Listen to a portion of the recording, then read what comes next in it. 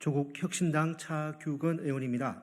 저는 오늘 더불어민주당 김영환 의원님과 함께 상속 및 증여세법 일부 개정 법률안을 공동 대표 발의했습니다. 윤석열 정부는 올해 7월 3일 역동경제 로드맵을 발표하면서 상속세 최대 주주 할증평가 제도를 폐지하겠다고 밝혔습니다. 또한 7월 25일 세법 개정안에도 같은 내용을 담았습니다. 정부는 최대 주주 할증평가를 폐지하는 이유로 기업의 성계 지원을 통해 기업의 지속적인 성장, 고용의 기반을 마련하기 위한 것이라고 밝혔습니다. 그리고 일률적으로 20% 할증평가하는 게 문제라고 지적했습니다. 특정 회사의 최대 주주 일가만이 해당 회사의 성장과 고용을 담보할 수 있으므로 주식을 상속할 때도 을 줄여 성계를 지원해야 한다는 것은 전 근대적이고 후진적인 지배 구조에서나 나올 수 있는 발상입니다. 애플의 최대 주주는 버크셔 해스웨이입니다. 버크셔 해스웨이의 최대 주주는 오렌 버핏입니다. 오렌 버핏은 지난 부시 정권 당시에 나온 상속세 단계적 폐지 주장에 반대하며 2000년 올림픽 금메달리스트의 자녀들로 2020년 올림픽팀을 뽑는 것처럼 어처구니 없는 일이라고 했습니다. 그런 어처구니 없는 일을 2024년에 윤석열 정부가 벌이고 있는 것입니다. 더불어 국내 연구 결과들에 따르면 우리나라의 경영권 프리미엄은 평균적으로 50% 수준에서 형성된다고 합니다. 최대 주주 할증을 20%로 일괄 적용하는 것이 사실상 할인 과세인 이유입니다. 우리나라 국세기본법 제14조에서는 실질 과세 원칙을 명문화하고 있습니다. 과세 표준을 계산할 때는 명칭이나 형식과 관계없이 그 실질 내용에 따라 적용하라는 것입니다.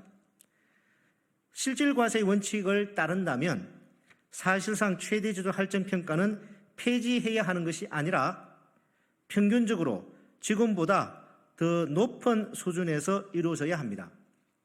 물론 실제 경영권 프리미엄이 낮은 수준에서 형성된다면 그 역시 반영되어야 할 것입니다.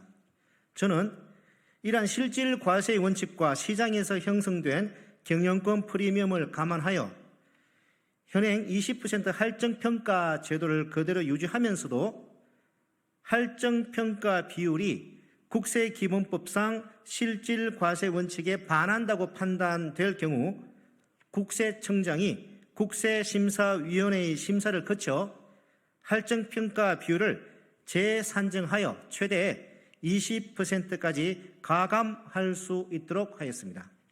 그뿐만 아니라 최대 주주 등이 할증평가 비율 또는 재산정 결과가 과도하다고 여겨지면 증거 서류들을 제출하여 국세청장에 재산정 요청을 할 수 있도록 했습니다.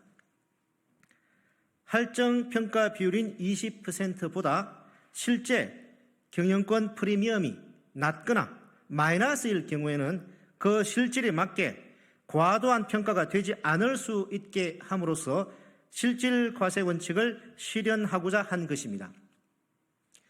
마지막으로 자본주의 선진국이라고 하는 미국에서의 상속세와 관련한 발언을 소개해드리면서 오늘 기자회견을 마치고자 합니다.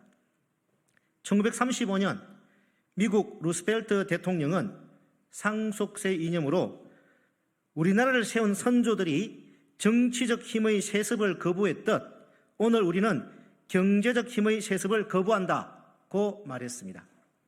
그 후로 70년이 지난 2007년 11월 14일 오렌 버핏은 미국 상원 금융위원회에 출석해서 이렇게 말했습니다. 사회의 자원이 왕조가 세습되듯 대물림되어서는 안 된다. 우리는 세습된 부가 아닌 능력 중심의 사회와 기회 균등의 가치를 지켜나가야 한다라고 말입니다.